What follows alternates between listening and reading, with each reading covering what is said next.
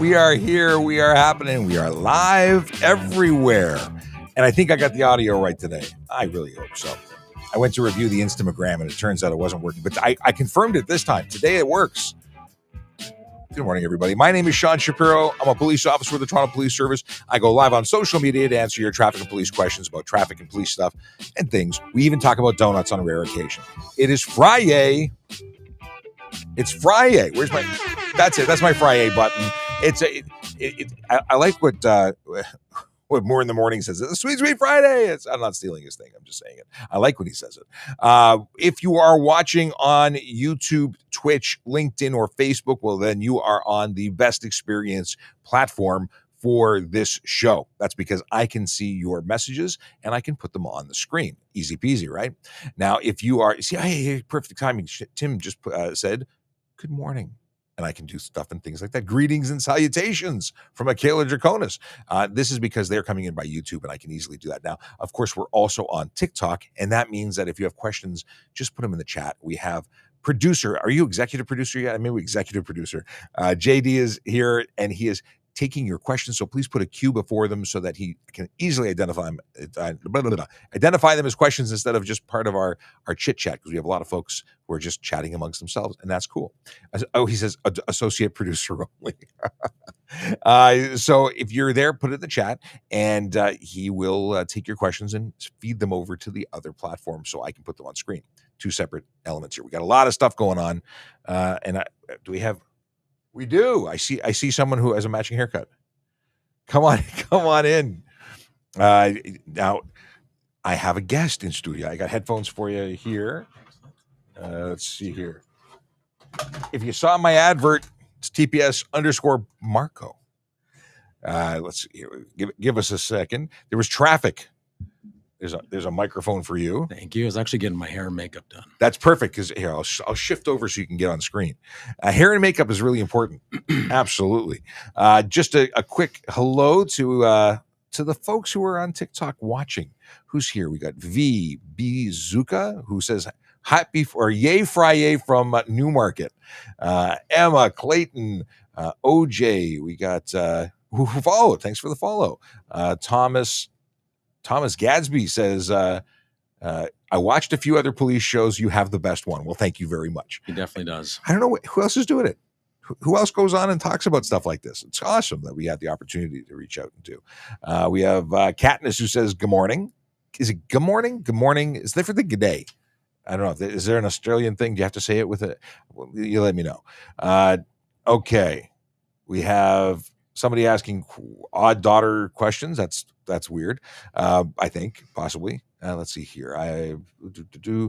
Okay, so we have questions from Sahar and Dee's voice and lots of people. Fill in the room. Hey, my wife is watching. Leo wife is watching. Good morning, honey. Let's see here. So this is a good question. And before we get into stuff and things, glad you made it in. Thank you. Sorry for being late. That's okay. There was lots going on, and we had technical difficulties. I actually sat down just before we started, and we got a complimentary water. This is like fancy schmancy. I'm gonna have some. You should. I'm going to do the same. So one of the reasons that you came down was because we're talking about auto theft today. It's one of the themes that we want to touch on. Yes, and you know lots about that. A little bit. So maybe let them know who you are. I'll let you introduce yourself to the camera the gang. right That the white camera. Okay, perfect. Good morning, everyone. Marco Ricciardi, 22 Division, Toronto Police, and I'm the Crime Prevention and Community Relations Officer there. So I handle anyone from getting your car stolen, help out with crime prevention initiatives, to crime prevention tips, and then to little stuff, neighbor disputes, and anything else. So. Well, there's lots going on. You get involved with all of it. I'm going to put this camera, the Instagram camera. I don't think we can get it far enough back. You can more to the middle. Yeah, we can start lean in. It's trying to be everywhere all at once. There's a function that we don't have access to yet on Instagram. So Instagram, if you're listening, give us a function that we can give you the widescreen feed just like everybody else. So really, if you're watching on Instagram, we love you. We want to interact with you. But if you want the better experience, go over to YouTube or TikTok or anywhere else. Just to recap, we're currently broadcasting on TikTok, YouTube, Twitch, LinkedIn, Facebook, Instagram, and Twitter. Twitter, folks, I ignore you all the time. And it's not because I don't like I don't like Twitter. Not that I don't like Twitter. I love Twitter. We have lots of people who watch the show, but we can't hear you. The Q&A functionality, the chat doesn't work. So if you want to talk to us, definitely jump onto one of the other platforms so we can You hear on you. Discord as well? We have a Discord server. Okay. And if you want to get onto the Discord server, there is a scatter code or yeah, it's called a scatter code, I think. You can scan that. It'll take you to trafficcop.ca, or you can just type in trafficcop.ca. And I didn't actually prepare this morning. I didn't do this, but I will do this now, as I will show you what the trafficcop.ca website or link tree looks like. It has my smiling face. I got lots of stuff here. Maybe we can add some more stuff if you have suggestions. But this is join the Traffic Services Discord server right there. You can get links to all sorts of things like the employment page for joining the job. There's information about we're hiring. We are hiring in so many ways. We'll talk about that in a little bit, but you can look at all my stuff. You can connect with me on LinkedIn. I'm going to start putting in my guest appearances because I was on Totally Useless Information with Nick and Roy. So I put a link to that episode. We have all our traffic services stuff, our general pages. Hey, if you're a pedestrian or cyclist and you're involved in a collision in the city of Toronto, we have a specific location that you can go to report. It happens to be right here in the building. And if you're here, you get to also say hi. It's a 2-for-1. It's an opportunity. You can do a whole bunch of stuff online without ever having to go to a police station, which is great. But the useful links, this is really what I want to bring I like to bring everybody's attention to. And that is that you can renew your license plate. You can set up reminders so the system will let you know when it's time. You can get a driver's license check. Let's say you want to loan your friend a car. You want to make sure that your friend has a license, and it's great that they show you their card. That doesn't mean anything, and you're responsible for who you lend your vehicle to. You can be charged under the Highway Traffic Act if they're unlicensed. So you can check that here. It's free. It's what rental companies basically use to confirm. Rules on e-bikes and e-kick scooters. I'll tell you a story in a little while, but e-bikes are a big thing. Many of you have seen them, but many of you don't know about the rules, and you need to know what the rules are. And if you don't, bad things happen, like charges. I can tell you a story about what happened yesterday. Electric kicks, same thing. If you're going to buy a car, make sure it's not stolen. You can check the VIN online. See, I didn't say VIN number. I usually get caught saying VIN number, which is VIN. It's got the word. It's got the number in it. Yep. Yeah. But I make that mistake all the time, and then I laugh about it, and because I don't want to cry. Just the silly things I do. So that's a little bit about the Traffic Cop. We'll talk more about the employment unit and things like that as we go. But I really want to get into, well, I want to first say, if you got questions, make sure you ask them. And secondly, if you have questions about auto theft, we're going to talk about that in a couple minutes. Let's see what people are asking right off the bat. And just, you're hanging out for the show, but we're doing a podcast dedicated to all the tips and stuff. So we're going to get into detail afterwards, and it'll be available this weekend. We'll publish it. But this is just, if you got questions, ask. It's still going to be the Q&A all about you. This is the show that's really, they control it. We're just here for answer the questions. Just that's it. It's a simple thing. Let's see here. So Sahar wants to know, if I'm driving my parents' car that's insured, but I'm personally not under the insurance. That is a regular question. So if you're a driver who's licensed, you can drive any car that's insured, but that you're qualified for, and that is you have permission to operate. But the big thing is, if you live with your parents, and that may be part of the thing, your insurance company may want you listed under the policy, and they could possibly deny your claim if you got into a collision. Yep. Because really, it's a private agreement between customer and service provider. And if they say that you can only drive when you're wearing pink flamingo, flip-flops, then that's the condition of the contract. And you agree to that. So to avoid problems, make sure you know before you go. Some insurance policies say nobody under the age of 25. And they can do that. Yeah, that's not funny. It's not fun. Yeah. Not fun. Well, anything that interferes with your ability to do just what you want. Rules. They're less fun than no rules. But yeah, totally. What is this? I work my newer pickup. Am I reading that correctly? Am I allowed to change my tin bumpers for good old steel bumpers? Can you? Oh, I see. So you want to know if you can upgrade steel? I don't know if there's. See, your bumpers are designed to absorb impact, and they're not tin, but they do crumple, and they're designed to crumple for safety. If you start putting in like steel, you're going to change the dynamics of the crumple zones and stuff. It may not be safer for you. It may not. This definitely would be safer for others. I don't know if you can change your bumpers. That's a very good question. Just trying to think if there's anything. You should bring your microphone closer to you. Sorry, I don't think that. I'm not sure if there's anything unless you're changing the parts that would be sticking out of the car, making it too Bigger. bigger. Even yeah. bigger. There's a maximum width. Yeah. That's a good question, and I don't have a definitive answer, so I don't want to give you. I think it's probably a bad idea, but I don't know if you'd be like certain vehicles. You look at some of the commercial vehicles; they have steel bumpers. Yeah, and some of the big rigs add the push bars to them as well. And I've heard that push bars that are, it's not confirmed, but I was told a rumor that if you had push bars that were directly attached to your frame that were steel, like push bars like we have, then they would not be permitted, and that could be an insurance reason. Like there's all sorts of things. I don't know if it's under a very. I don't know where it is. I heard a rumor. If I live in Ontario, what is this? Let's see. Here we go. If I live in Ontario, book at a parking ticket in Alberta, do I still have to pay it? So I'm assuming it was a typo. But the deal is, if you get a ticket in Ontario and you get a ticket anywhere, that ticket could be applied to your insurance or your license or your driver's license, depending on what kind of ticket it is. So yeah, generally speaking, you got to pay your stuff. I do know there's some jurisdictions that will send whatever's owed to collection. Oh yeah. So unfortunately, if you got a ticket, best thing to do is pay it unless you want to fight it, and then you won't get the ticket if you win.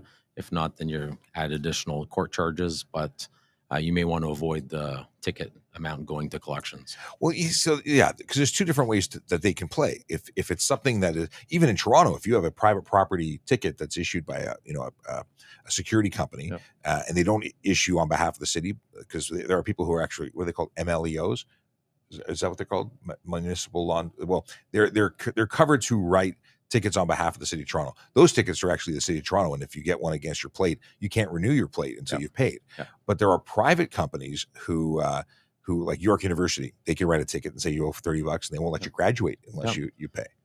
So yeah, there's no good that comes from simply ignoring it or avoiding it. I say be sure you know what you're doing before you park, as opposed to trying to figure out how to get away with not paying the ticket. Okay, what do we have here? Have you added the Harley to the link tree yet? No, I did not. And thank you, Akila. You just brought it up. I brought it up because I saw Harley, and but I said yesterday, I'm pretty sure I said yesterday that I was going to add the Harley link to the link tree, and it is a good idea, and I must do that. The Harley that we're talking about is the 2022 Harley Davidson Touring Street Glide that's being raffled off in support of what is that magical organization called? Yeah, Special Olympics Ontario. They're a great group of people who are supporting great people do great things. It's all great. Yeah. So it's one of those. Oh yeah.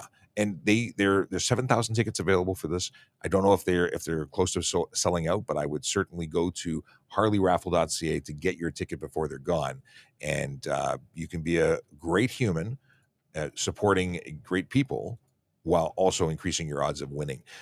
One ticket is 20, 3 for 50. Best deal, of course, is 8 for 100, which every single day I say I'm going to buy it. That's what I'm going to buy. I'm going to buy that. And hopefully I'll remember to do it before May 3rd, because that's the second early bird prize where you get a chance to also win a $250 Tim Hortons gift card. I'm going to remind you before I leave. I appreciate that. Maybe I'll do it before. That's a good idea. Before you leave today. And then I see. This is the reason I thought we were talking about Harley. It's Harley's the username who has a question, but you triggered a whole Harley discussion. Yes. And I appreciate you for that. So let me turn off the Harley website. And what's the legal tint limit? So this is an interesting conversation. We were talking about it for commercial vehicles over the last couple of days and trying to figure out the ins and outs. So do you see a lot of tinted windows out there? I do. Yeah, I don't know. And I actually write a lot of provincial offense tickets for it. And how I end up explaining the ticket is there's no percentage, unlike in Quebec, where unless you're doing a safety, there's a percentage now. But in Quebec, the officers have some sort of they have a meter, some sort of photometer that they put over the window, and it tells you how much light is being allowed in. And then obviously, if you take that number, and you know how much light's being blocked. So, but in Ontario, it's color coding obscuring the interior.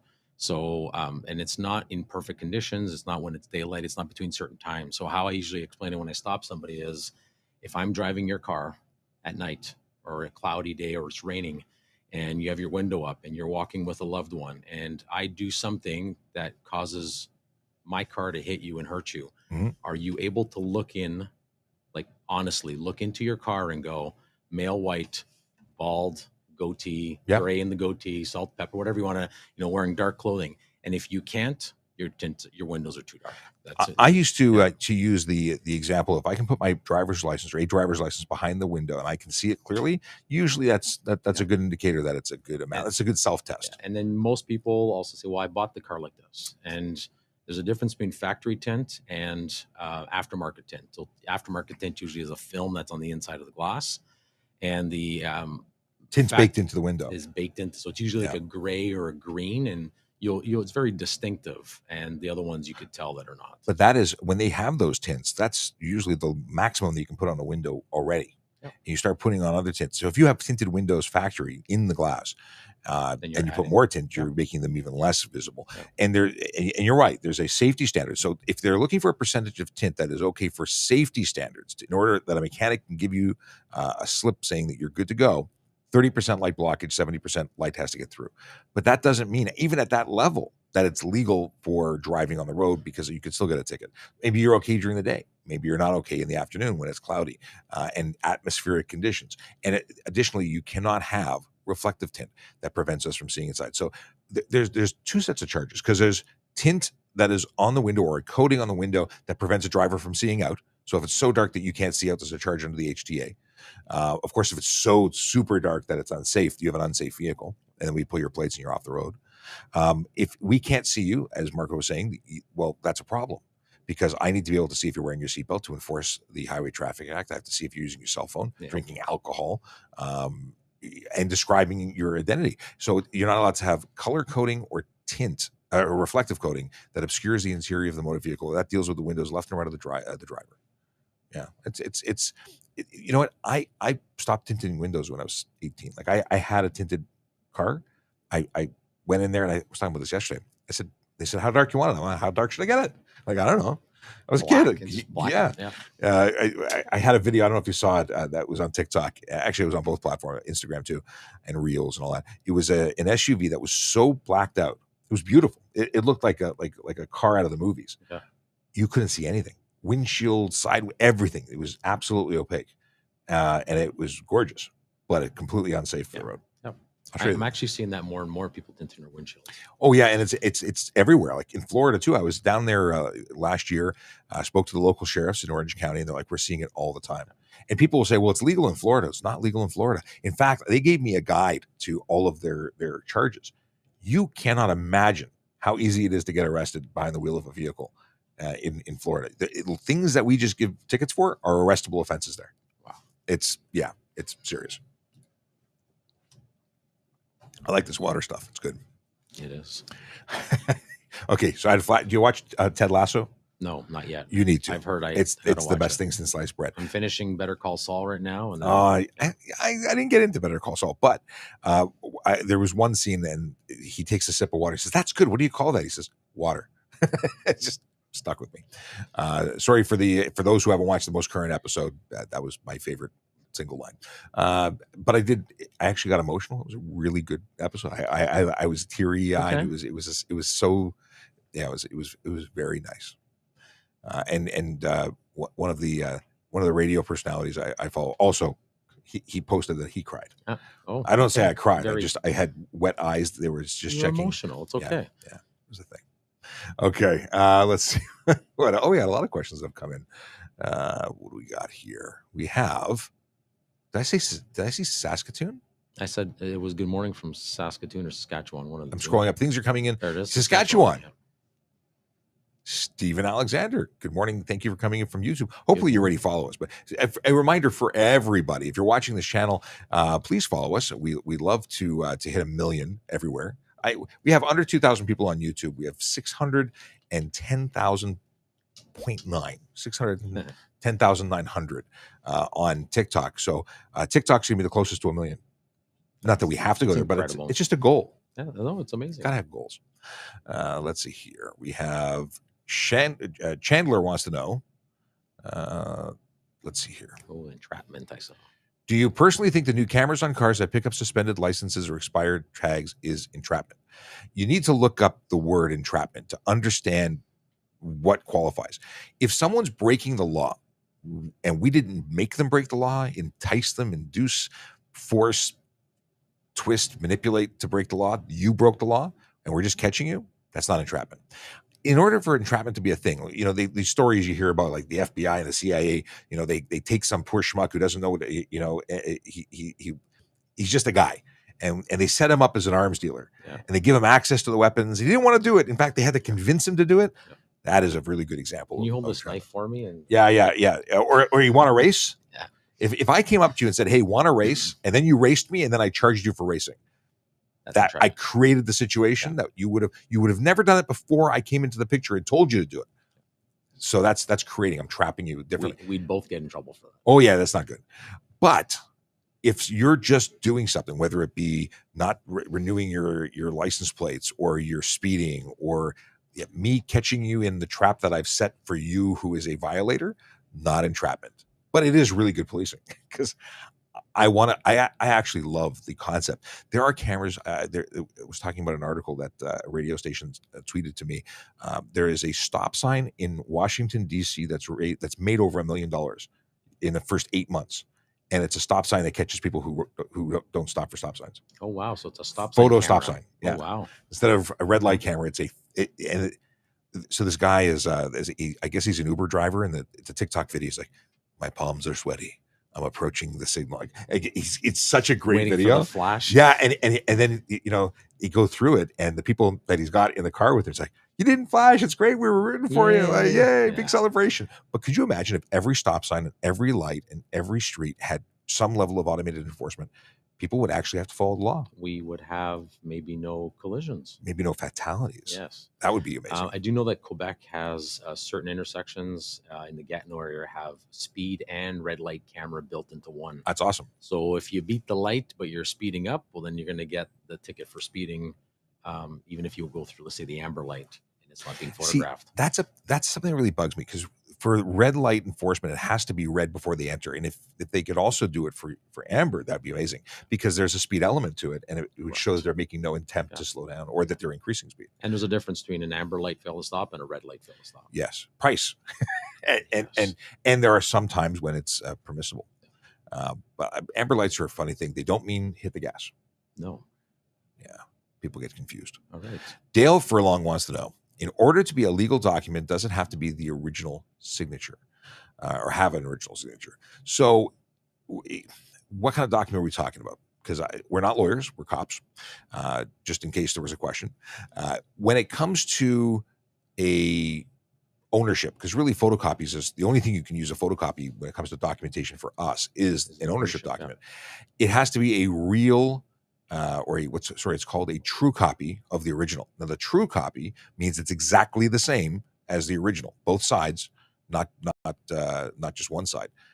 And my interpretation of that is that it would include the signature of the original on the copy, not a separately signed document, because that would not be true to the original. Correct. Yeah. So, and some people do that. They'll photocopy it and then sign the one. You'll get the photocopy, which you can see like the logo, the watermarks, and it's signed in like a pen. Yeah. And well, then that's not the true copy. Yeah, I agree. I do not. So it has to be the original. And when it comes to other documentation, if I demand your license, it must be the original license, your actual card. When it comes to insurance, you have some options. It has to be the original pink copy. They have temporary ones that are faxed or printed, and I will accept those.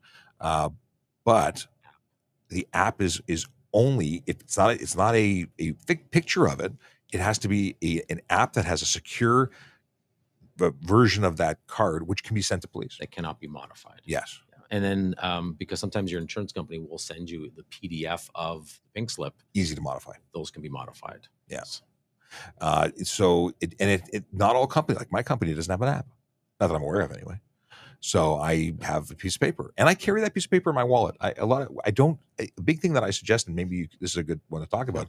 I don't keep documents in my car. I don't want someone to break into my car and A, know where I live, and B, be able to take my original documents and possibly forge my signature and go and sell my car. There's that element.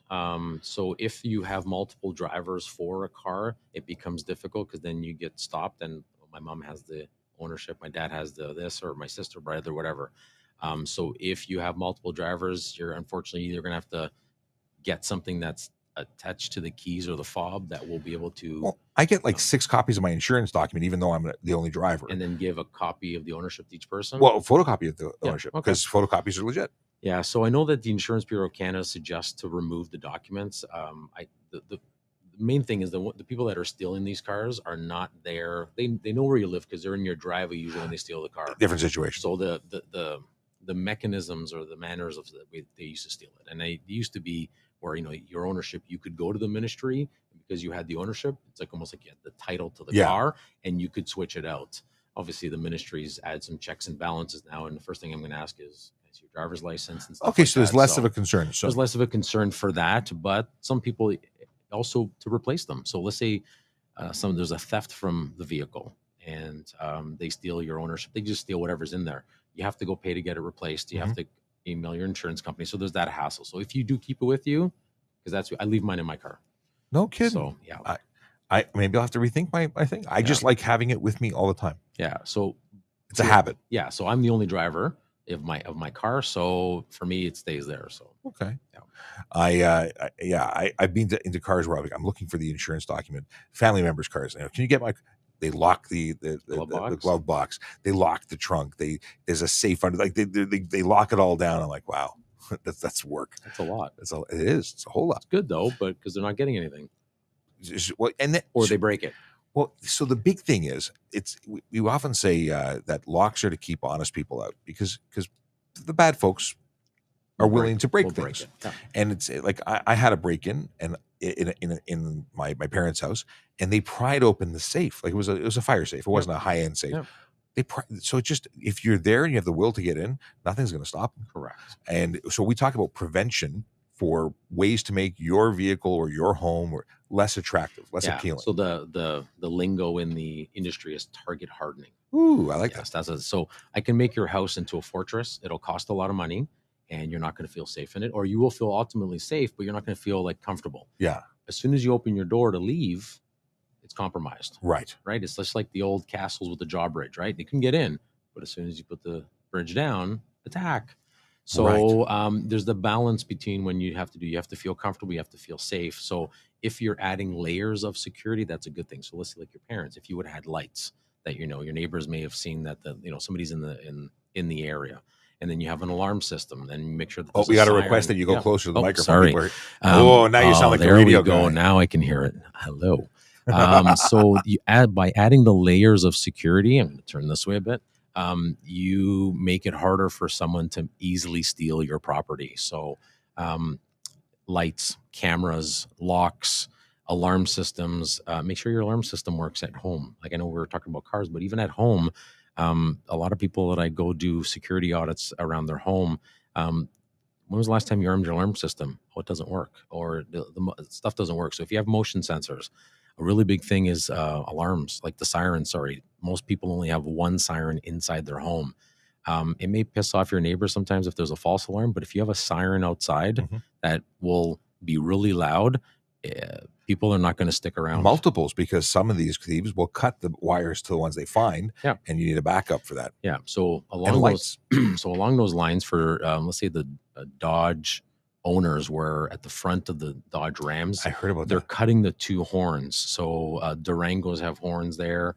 They're Jeep Wranglers. So I'm suggesting to people as a preventative measure to add a third horn, some sort of audible alarm, just connected to one of the feeds to the horn. So when they do cut those two horns at the front and they go open your door, depending on the attack that they're doing, each group of criminals have various ways of attacking the vehicles.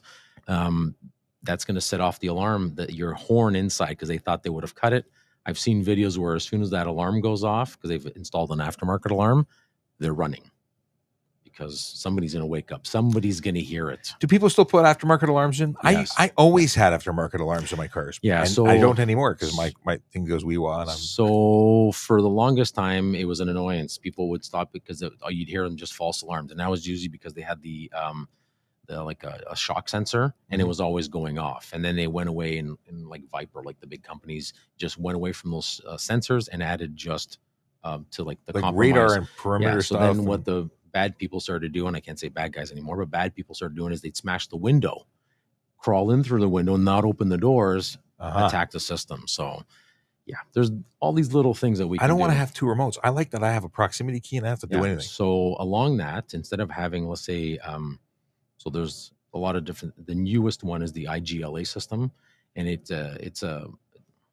module that I feel like we're connects getting into your away. car. I feel like we're getting into good podcast stuff. Yes. Okay. But I'll finish Of off course, on of that course. because we're talking about. So it uses the buttons on your steering wheel. I've seen that. The pin, it's like a pin. It's a Yeah. sequence of, I think it's minimum of 6 to like 20 to start your car. Okay, I want that. Yeah. And there's no alarm, but it can't go anywhere. It's not going anywhere because the brains are kind of like, if you don't give me this pin, you're not getting anything. But it also has a carjacking mode. So when the door opens and the engine's running, because that's usually how carjackings happen, there's a request to input the pin. And then a certain time after that pin is not put in, there's another request. And then after that second one, your vehicle goes into like a limp mode. Mm-hmm. And then you can safely, so let's say you lend your car to somebody and they forget the pin, but they can't call you. It gives them enough time safely to pull over, call and say, hey, Uncle so-and-so, can I get the pin? And they give you the pin again. So this is that opportunity that you say, okay, we're not going to fight for the car. I'm going to give you the car and you book it because you don't want to hang around for them to then put a gun to your head and say, give me your code. Give me the code. So with that, I always tell people unless you're a ninja, give them your car. That's why you pay insurance. Even if you're a ninja. Even if, but some people, I've trained all my life. I want to try the ninja skills. Yeah. Again, it's insured. It's not worth it. Give them your car. I agree. Yeah. Okay. Charlene has an interesting question. What can I do to stop my partner from driving my car with a suspended license? That's a whole deep and dark area of question. The big thing is if someone takes it without consent, there's a criminal charge. There's an onus on you to report it in terms of, because one, they've taken your car and they shouldn't have it. They're probably not insured on your car. Even if they are, the insurance company is not going to suspended. They're not going to. It won't be covered. Yeah, because there's a criminal element to it. So there's 2 ways to go. If they crash the car and you let them have it, you said nothing. Well, you're on it. They're not going to cover it. Yeah. You got to call police to report. What you can do, we can change this so it's not in your face. Perfect. What you can do is install a kill switch and not tell them. Oh, so it's a hidden switch. They can't start. Put that code in. Don't give them the code. Yeah. Put that device in that we were just talking about. What a great idea. But honestly, and aside from the policing side of it, if they're doing this and putting you in risk and themselves at risk, maybe there's other issues at work. Maybe you have to look at the relationship. Yeah, disrespect and stuff like that. That's not okay. Yeah. It's not okay to be treated like that. You don't need to be treated that way. Okay. Let me scroll back because there's a ton of questions that I think we've just completely skated by. What is the penalty for suspended driving here in Alberta? It's $1,500 and 15 days in jail. Do you know? I don't actually know. It's so when we issue it's a 104, we call it a part 3, and it is a NSF, so no set fine. Yeah. And then it varies, but I think minimum maybe $500 or $600 is the minimum under the POA. See, I've laid the charge, but I've never stuck around to worry about the what it's definitely not as high as $1,500, and there's not for first offense. There's no jail time usually. I don't think I've seen jail time for many people other than multiple offenses like 3-4 driving under suspensions, convictions for driving under suspensions. So here's the deal. Every person who drives a motor vehicle or streetcar on a highway while his or her driver's license is suspended under the act of the legislature or a regulation made thereunder is guilty of an offense and on conviction is liable for a first offense of a fine not less than $1,000 and not more than $5,000. For each subsequent offense, a fine not less than $2,000 and not more than $5,000, and or to imprisonment for a term of not more than 6 months, or to both. So we're over the 15 days, but it's 1,500 to 5,000 is the actual range. 1,000 to 5,000. It's sorry. Did I say 1,000 the first offense? Yes, 1,000 to 1 to 2 to 1. Sorry, it's 1 to 5 and then 2 to 5. There you go. See, I said it in 1 year out the That's other. okay. But interesting. I saw a message from Logan somewhere. Logan is a peace officer in Alberta. What did Logan say? Where's Logan? Things keep flying by here. There's a lot going on here. I'm trying there is to a catch lot. up. Yeah. While I'm looking for Logan's comment, let's talk about one from Katniss. If you have a valid, accessible permit in your window, are you allowed to park without paying? It depends on where you're parking, and depends on where. Because if you're on green P pay and display street parking, then yes, but green P parking lots, no. If you are parking in a no parking zone, you can park there, but not in a no stopping zone, and you still have to do No things- standing.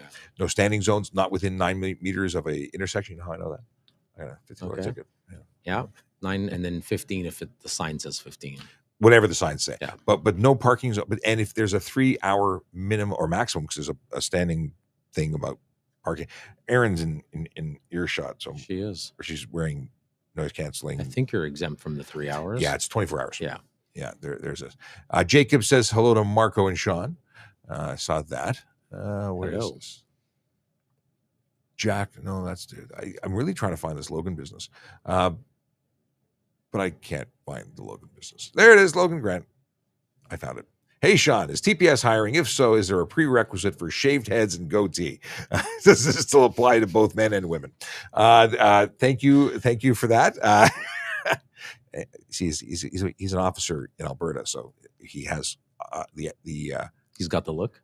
he has a magnificent red beard. Oh, and luxurious hair. Oh, so I got hair envy right now. I'll send you a picture of him. He has a cowboy hat. He's in Alberta, cowboy. Maybe he can send us and we can wear them next time. Well, he did send me. I have like a cowboy hat he sent no, you? but I've got my Brooks, Alberta pin. I never even took it out of the package, but there's my Brooks, Alberta pin. That's super cool. That Logan sent. You can't really see it because. Gotta get closer. Oh, it's not focusing. Okay. Anyway, enough of that. Careers. Since you mentioned careers, let's quickly discuss tps.ca/careers, because we are hiring. We're looking for people who want to go serve their communities, make the world a better place, help people. Because my buddy Mike said it best. He says, and I think it was his father who said it, and he repeated it. Now I've stolen it and use it all the time. All we are people helping people. That's what police. That's what first responders do. And we are hiring. I like that. Oh, I see. It's good stuff. I like it. I'm gonna have to start using it. You should. You got to say Mike's dad said it. And there's a whole rigmarole. So Mike's dad said it. Sean took it from Mike. That's right. I stole took it from Sean. I like it. If you can just continue to do that, and eventually we'll have a 30-minute preamble before you can give that advice. Perfect. So we're looking for police constables, special constables, parking enforcement officers, communications operator. Those are our 911 operators who talk to you when you're calling for help and then dispatch us. And they're amazing folks. But we're looking for so many other roles and people to do stuff and things with the Toronto Police Service. There's 11. I think there was 10 last. Maybe it was either 12 or 10 last time we looked, and every time it changes because there are postings and then they close. They're only open for a limited amount of time. So if you see something you think you want to apply for, you have to apply. You cannot wait. This is about taking chances and going for it. So intermediate technical analyst, senior analyst, payroll operations lead, logistics and equipment clerk at FIS, senior analyst, senior programmer, senior technical analyst, legal counsel, solutions architect, the Yippee program. Have you worked with Yippies? I have two Yippee students at my station. These are amazing programs. We have people who start as youth and policing initiative members who then become police officers later. It's a great way, and they pay them. You get paid. Yes. It's amazing. And then communication operator, of course. If you want information on these jobs, go to traffic. Go to I got traffic on the brain right now. I'm just trying to figure out where my mouse is. Okay, here we go. I have the link to put on the screen. There we go. So you should go there and peruse the site and see what you could be doing to change your life and become a member of this amazing organization. I think it's the best place to work, and I'm a little bit biased. Just a little bit about where to work. Yeah, we have if you go to on the tps.ca site under careers or recruiting, they also have mentoring sessions and information sessions. So there's a lot of stuff. If you're not sure and you're like, what do I do? They'll give you information on it. Yeah. Recruiters are there to help you succeed. They want to help you succeed. Yes. Take advantage of the opportunities. This might be the best time in policing. It was so super competitive. And now there's new things like you don't have to pay tuition. It cost me over 10 grand to become a member of the service. Yeah. Now it's over 15,000. Well, now it's nothing because the province is absorbing it for the next 3 years. Yep. So great opportunities. And where people were putting off, like waiting till they got their university degree, not that it was a requirement in Toronto. you could apply. I applied with a grade 12 and some secondary, but not a completed degree. And I was hired, but it was a competitive process, and there were so many people with degrees coming in that it was a tougher go. Yep. Now it evens it out a lot for people who may have great life experience. And that's the balance that they're looking for sometimes, because sometimes somebody who's highly educated is not the fit that we need. Somebody who doesn't have an education is the fit that we need because of their life experience. And this job isn't an administrator job. It isn't just doing paperwork. There is standing in the rain, getting dirty, dealing with hard things. And I'm not knocking people with degrees, but some people don't want to do that. Yeah. And it allows people that maybe for whatever reasons can't afford or don't have time, they have a family to support. I can't go do a post-secondary education, but you can still apply and you will be an amazing candidate. So Absolutely. Or an amazing officer. So, and other people who are just concerned or have talked themselves out of things, thinking they wouldn't succeed. Yep. This is to draw a line and say you can, and you shouldn't necessarily wait. Even if you started your degree, I mean, power to you, but you could apply now and finish your degree later. I mean, I did schooling and I got my post-secondary stuff done while I was a member, and it was subsidized by the service. That's not done anymore, but it was a great opportunity. Unfortunately. Yeah, I'd be getting my doctorate.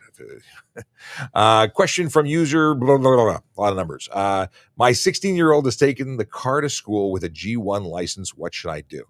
Same situation as we were discussing a few minutes ago about someone whose partner was taking their car while suspended.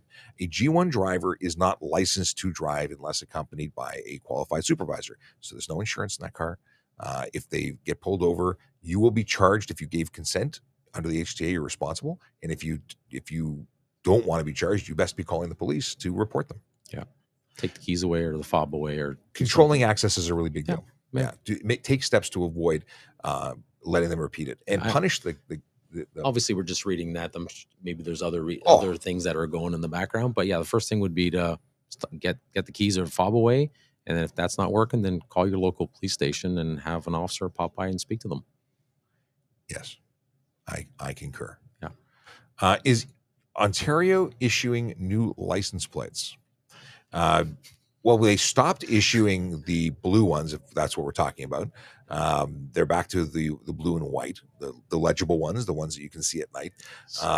The classic. The classic. Actually, the real classics are the ones that don't bubble and peel and are 30 years old and look like they're brand new. I don't get me started, but yeah. My understanding is they are going to be taking back the blue ones on renewal. That's my understanding. Okay. I don't know if that's come in, if it's announced, if it's just rumor, but that's what I'm being hearing. Okay. So I think that's great because they have no place on the road. Yeah, they are difficult to read at night. Yes. Jack wants to know about snowmobiling on the side of the road, and because things keep coming in, I wasn't fast enough to select it. Here. So this was the first part of the question. Can I ride my quad without a license, ATV, off-road on private property? Your quad is something you can operate on your own private property. Sure. But if you're on a trail, my understanding is you need to be plated and licensed and of an appropriate age. I'm not an off-road person, but that's what Sergeant Campbell talks about. Excellent. And if you're in certain areas, ATVs are permitted to be on the side of certain roads. Must be a licensed driver if you're doing that, and it must be a plated and insured vehicle. So, and then Jack has the follow-up of saying snowmobile on the side of the road. I don't know. I mean, I used to date someone 100 years ago who lived in an area where snowmobiles were commonly ridden on the side of the road. I don't know if it was legal or not. I don't know. But I don't. I've never been on a snowmobile. There are threats that I'm going to have to try it, but I've never actually tried it. What? Have you tried it? Yes. It's cool. Yes, it's amazing. Yeah. It's cold though. No, well, you wear the right gear and you go snowmobiling with a lot of friends and have fun. Yeah, I've snowmobiled in the Rockies, so it's pretty cool. That's not cool. Let's see here. I think I missed it, but what is the penalty for driving with an expired license? You're actually driving without a license. 325. Yes. Yeah. No demerit points, oddly enough. No, it's an administrative charge. Yeah, and there's no excuse. There's no excuse for it. Now, a lot of people used to renew everything based on their license plate sticker, and they had a reminder because they'd look at their sticker if they ever did a walk around their car. There is, and if you go to trafficcop.ca, you can actually go and sign up for renewal notifications, and that's a really good way to go. Don't be in that position because, oddly enough, you're not licensed, you're not insured. You get into a collision with an expired license, your insurance company could say, "Sorry." Yeah, it's a bad place to be. Let's see here. We have, what is OPC like? I just graduated from Police Foundations. Congratulations on the graduation. Congrats. And I hope you're getting your application in real quick because now's the time. But OPC, I had a great experience at OPC, aside from the fact that I was away from my bride because I just got married. Okay. And then I went to OPC. And so that was not fun, leaving her alone. It was supposed to be like the honeymoon. I went for like a very abbreviated honeymoon and then straight to the college and abandoned her at home. Okay. I get reminded about how I abandoned her.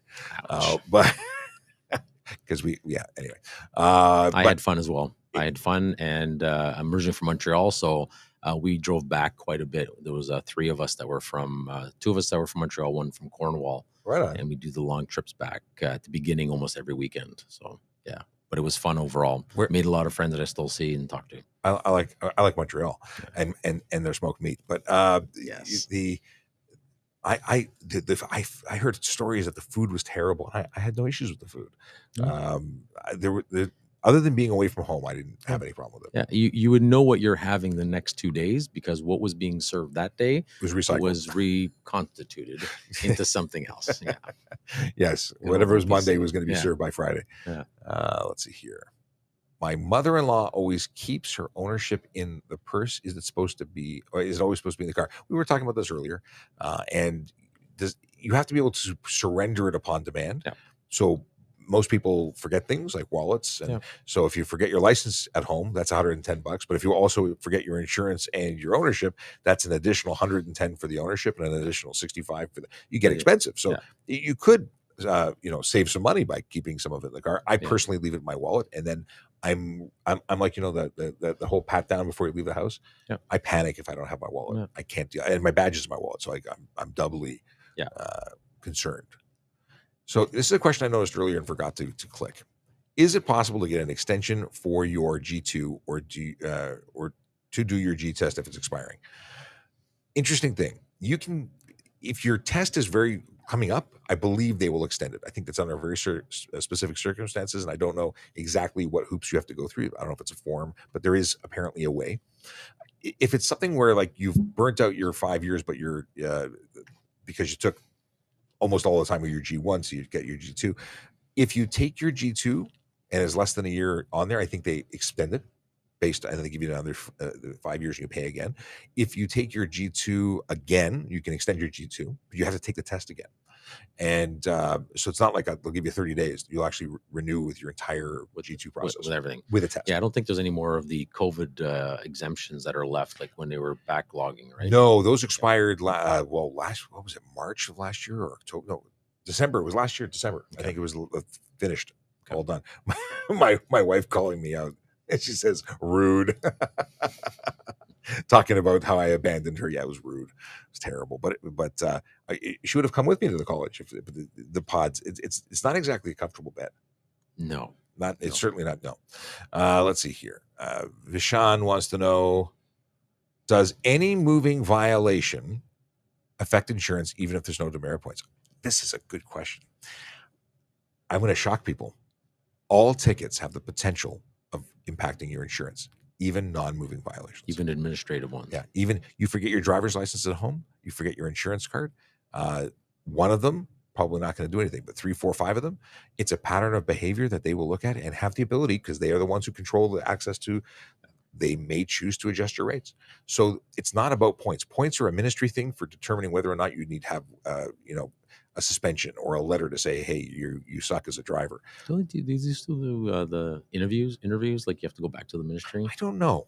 I've fortunately I've never accrued any points. And points is a whole other discussion. There's a different target or there's a different target. There's a different maximum you can get before you're suspended as a novice versus or a young, or is it young or a novice? I think it's both. And that of a full driver. And I think 15 points is the maximum for a regular driver. I think it's 7 or 8 for a novice. I can't remember the numbers. It was 6. Is it 6? I know that if you get a ticket with 4 demerit points instantly, or not instantly, but on conviction, you're getting a 30-day suspension.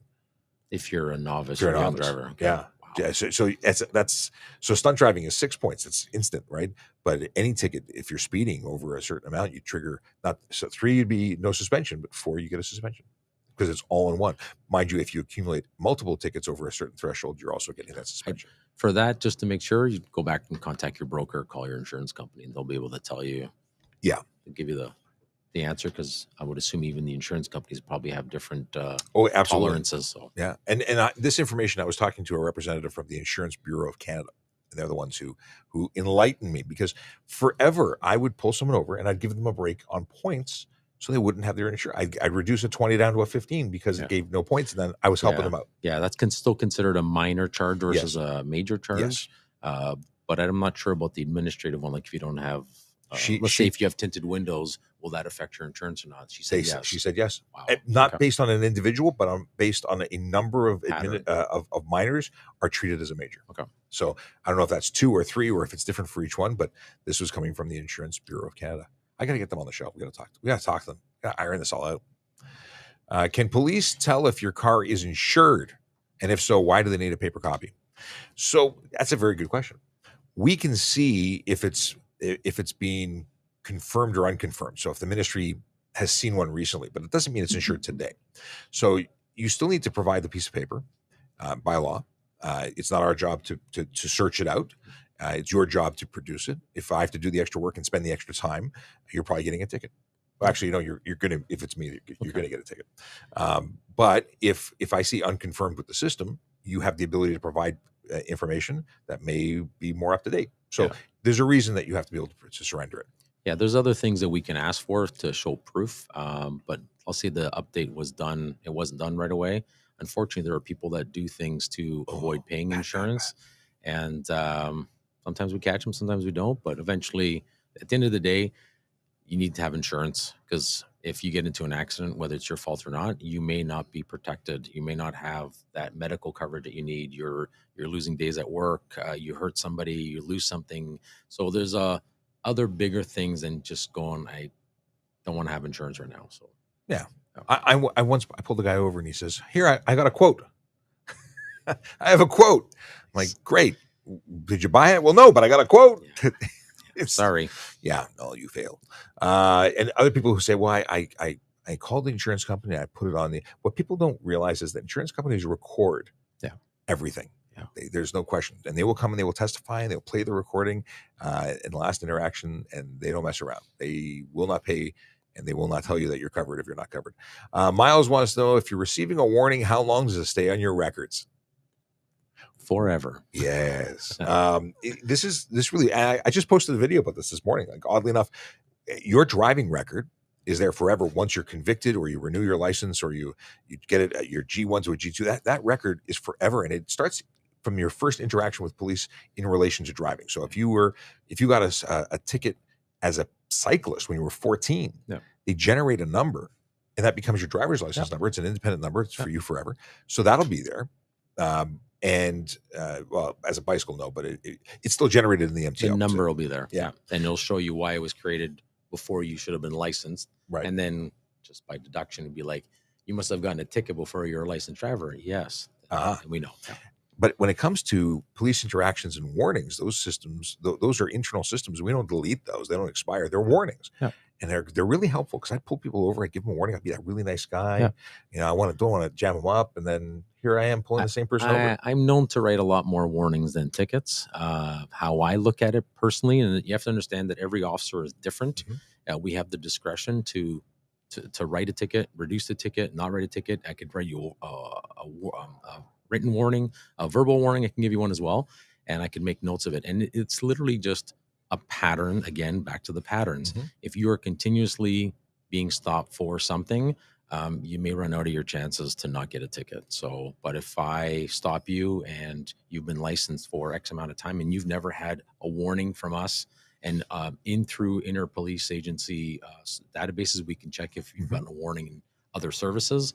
Then I may not give you a warning. But if it's, maybe you got a warning 10 years ago and you had never gotten a ticket since, I will probably give you a warning. For it all depends, because for a long time, like there are heat score cars that have 50 things wrong with them. And I'm not going to write you 50 tickets. I'm going to deal with you one or two.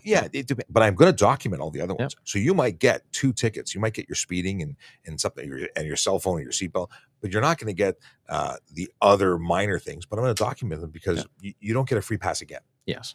So yesterday saw a vehicle in front of me. The license plate had all the plastic laminate peeled off it. So the actual license plate was difficult to read. They had received a ticket about 2 months ago. And I usually would give somebody a warning for that and just go and remind them. And their validation was expired, and it was about 6-7 months ago. They did not owe any money, so they weren't trying to circumvent the system. So whether it was exactly. So how sometimes you occur amounts onto your license is you don't pay parking tickets, you don't pay 407 speed camera tickets, and photo radar. Is there anything else I'm missing? Because those go to your license plate because we don't know who's driving the car. Stuff that's driving, let's say if you don't get a ticket and you don't pay it, then that goes to your license and you can still renew your plate. So $0 owing. So I gave him a ticket, and usually I don't, but I did because he'd already gotten a ticket before and didn't do anything about it. But I gave him a warning for having an expired validation sticker because there was no money owing. So I kind of went against what I usually do, but he'd already gotten his break by having the time to do it. So I support that. Depending, every police interaction, not every police interaction has to result in a ticket. Correct. But you can take one that wasn't going to be a ticket and turn it into a ticket very quickly. I pulled someone over years ago to let them know that their license plate cover was not legal. Yes. And they were so rude that I went from being, okay, this is not a warning anymore. Like it is choose your own adventure to some degree. And touching on that, you cannot have anything covering your license plate, whether it's flat, round, it's clear. Even if the clear ones, you can't have those. And yes, I know they sell them at Canadian Tire. I think even some of the ministry offices used to sell them, but beside their chocolate bar boxes. That really bugs me. Because they're a private entity, right? So it's not the MTO selling it; they're licensed to work on behalf of them, and it's the guy trying to make an extra $10 while he's got the doors open. So those are illegal, and you cannot have anything covering it. Not even the stuff around the one that comes for free from the dealership. That's the one. Those stuff like that, you have to take that off. And people say, "Well, my car came that way, but you're still responsible for it. You're the one driving it. They can put anything you want in the car. It was their car before it was your car." Did you take the bow off when they I did not get a bow. I have never had a bow. Yeah. So if you got a bow on your car on your windshield and stuff, and you took it off. The same thing with the license plate covers. Take it off. And tinted windows, we talked about that in factory. A lot of people confuse factory with dealer applied tint. Yeah, and usually the dealer will tell you, no, it's okay, it's legal. They're just trying to make money on you, unfortunately. So yes, along with the what is that spray on the seat garbage? Yeah, okay, whatever. don't buy that stuff.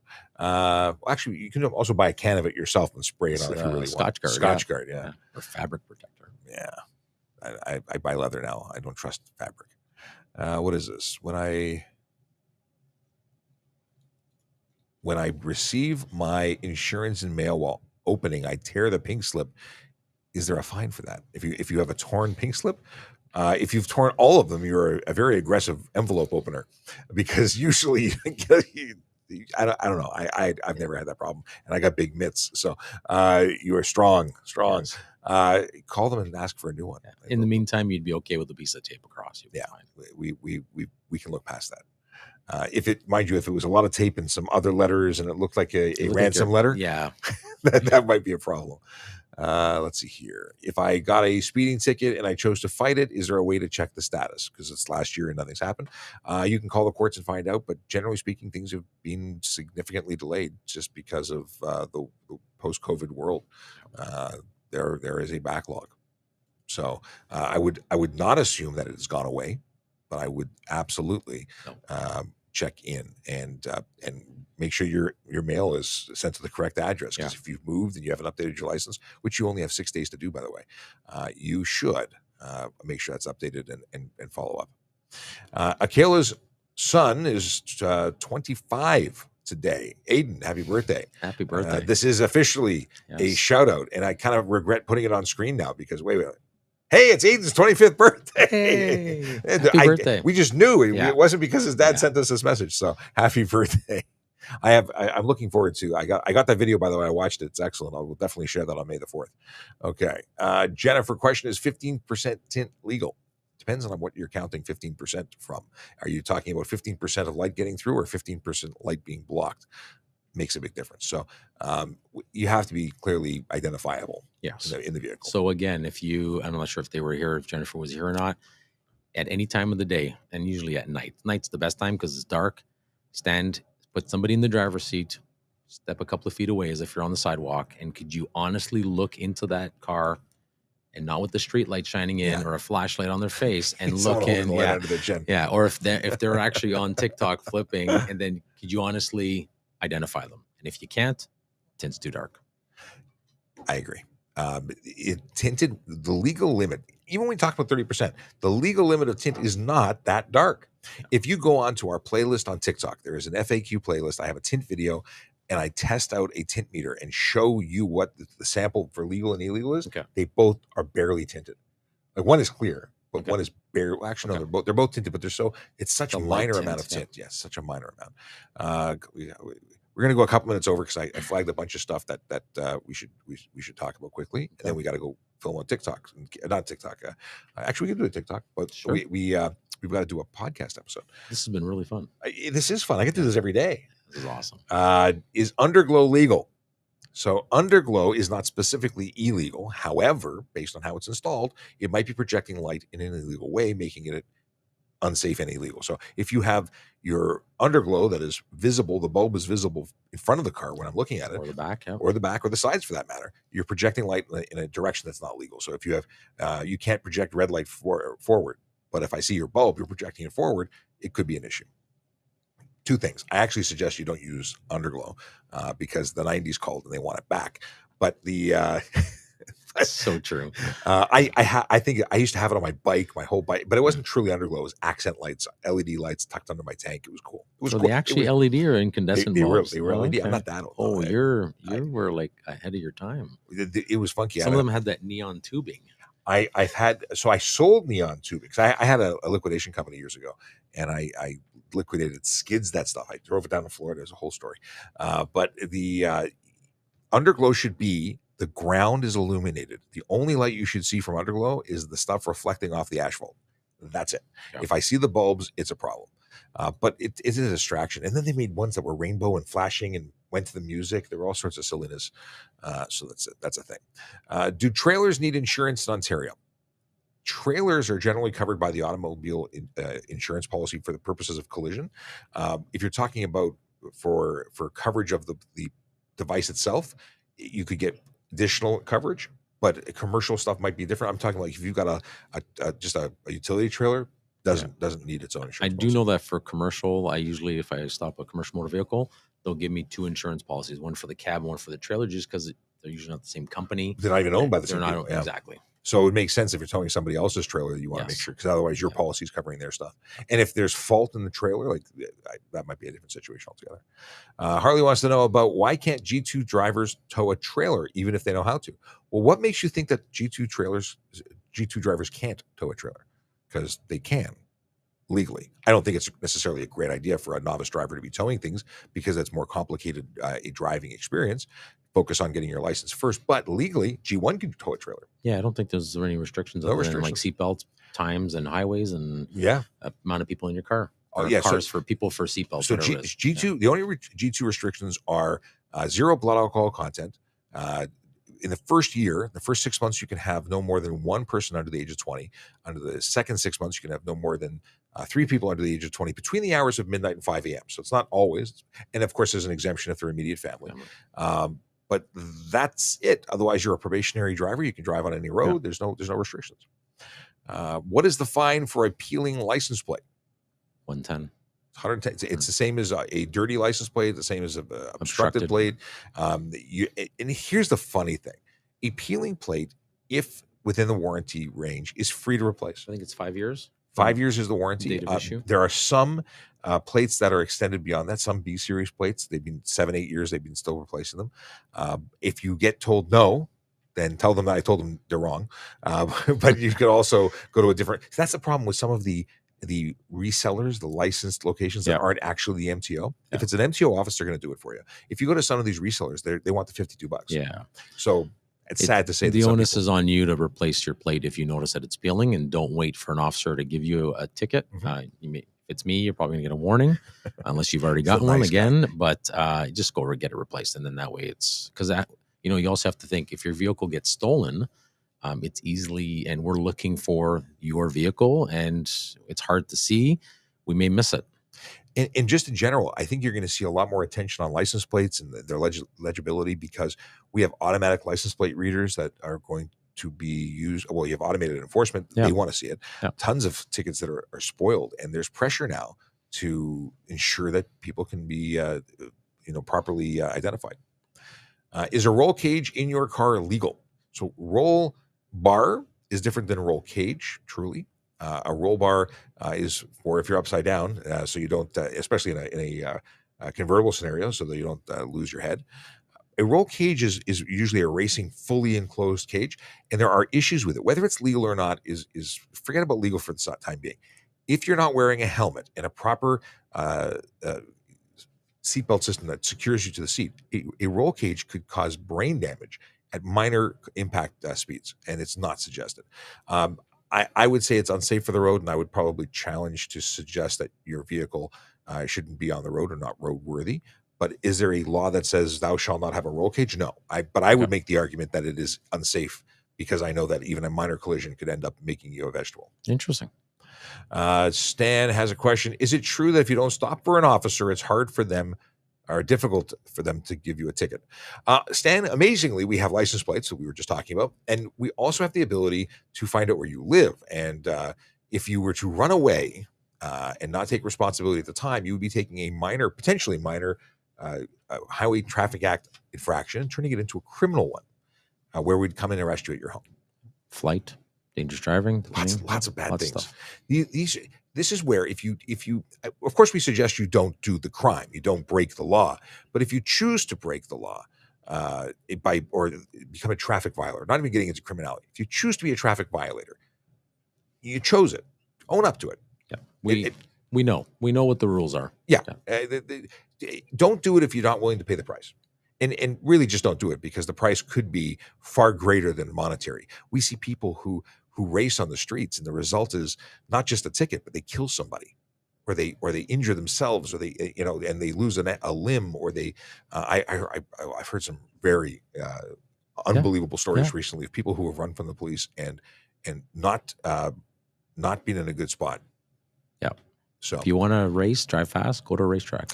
Yeah, take it to the track. That's the biggest. Yeah. That's the biggest. What's thing. the name of the one in Durham? Is it the Canadian Tire track or Cayuga? I don't know. Cayuga sounds, but maybe it's not the one. I don't know. Someone's gonna write it up there soon. Yes, absolutely. We have an amazing audience that knows everything. We have a combined, IQ of more than 3. It's good. It is after 11, and that means it's time for us to say goodbye. But I want to just scan here for anything that's magical and cannot be avoided. What are you guys doing about lights, including stock, that are blinding to oncoming tribe? If it's stock and it's legal, it's legal. It has to be directed properly, but it's legal to have. So if you have improperly directed lights, they are improper, and we would issue a ticket for it. The biggest thing is we have to see it. We have to witness these things in action in order to do it. Yeah. And when we do, we take action. But very often you see a police car and say, why didn't that police car do something? That police car may have had a prisoner on board. You can't do traffic stops with a prisoner on board. We going to a call. We're responding to something. We're looking for somebody. We looked away for a second because there's so many different reasons why we didn't notice. But when we're switched on and doing that, we take action. Matt McAllister says to be in traffic. What is this? Oh, to be in traffic first. To be in traffic, do you need to be on patrol first, or can you go straight to traffic? Ideally, somebody goes to the division, gets their experience as a police officer, and then comes to traffic. Ideally, but sometimes you do go straight to traffic, and that's not to say it's good or bad. It's just a different experience. And then some people do lateral moves. You should do both. Oh yeah, I started in 12th division, then I switched back. You're out. Toodles. JD quit. No, he's got somewhere to go. So no new questions are going to come in, but I'm just going to try and poke around and see what we've got here. We talked about that. What is the 4-wheeled e-bikes with 18-inch. What is this? What is Highway Traffic Act for 4-wheeled e-bikes with 18-inch wheels? Is it an e-bike or a scooter? Well, 4-wheeled e-bikes aren't e-bikes. An e-bike has 2 or 3 wheels according to the definition. You put 4th wheel on it, it's not an e-bike anymore. And there is a pilot coming in to talk about low-speed vehicles, which that might qualify for. And those aren't yet on the road or available, so don't be riding on those. There are also some 3-wheel mobility scooters that they're looking at putting a pilot on for, and they're going to be capable of going up to 32 kilometers an hour, but we don't know if we're going to have those in Toronto yet. I was talking about these things on the radio yesterday. A lot of changes, lots of things that the government wants to do to make transportation more accessible, like golf carts. There's only 2 communities right now in Ontario that allow them. They want to make more of them. They want to bring it to other areas, and it's a very interesting discussion about that. Akela Dracona says goodbye. Daniel says good morning. So you're late to the party. Been checking in from LinkedIn, and I appreciate the hello. Unfortunately, we're about to sign off. We do this from 10 a.m. to 11 a.m. Eastern time. So yeah, you caught us on the wrong end. Hopefully, Aiden came out of his cave. Did he? You said cave specific. It says dark is came emerged from his cave today. Oh, he said I'd ask for one if he had. So he didn't actually want a shout out. I totally misread that. So he'll get the replay. All right, I think we've covered everything, and if we didn't, I apologize because I try my best, but it doesn't always work. In the meantime, I will play a song for you. It is the traffic song, and we love it. We'll be back on Monday. So have a great weekend. Stay safe. Drive sober. Thanks for having me. Pleasure. Have a great weekend, everyone. Oh, and tune into the TPS Traffic Jam podcast. We're going to record it. And someone's calling me. Watch for pedestrians, look out for lights, and don't drive like a jerk that no one likes. Yellow light, red light, green light. Driving safely is the way to go. Put down your cell phone, nobody needs you to text and drive on the DVP. Yellow light, red light, green light, go. Stop at stop signs, look both ways, then go. Seatbelt, save your life indeed. And watch your driving, don't speed. Yellow light, red light, green light, go. Driving safely is the way to go. Don't drink and drive or smoke some weed, because you might go to jail and not get free. Yellow light, red light, green light, go. Driving safely helps the traffic flow. I hit the button and then I didn't have enough time to properly say. So thank you again for coming out. We're going to do the podcast now. It'll post this weekend, and of course we're back on Monday, 10 a.m. Have a great weekend, everybody. Be well. Take care.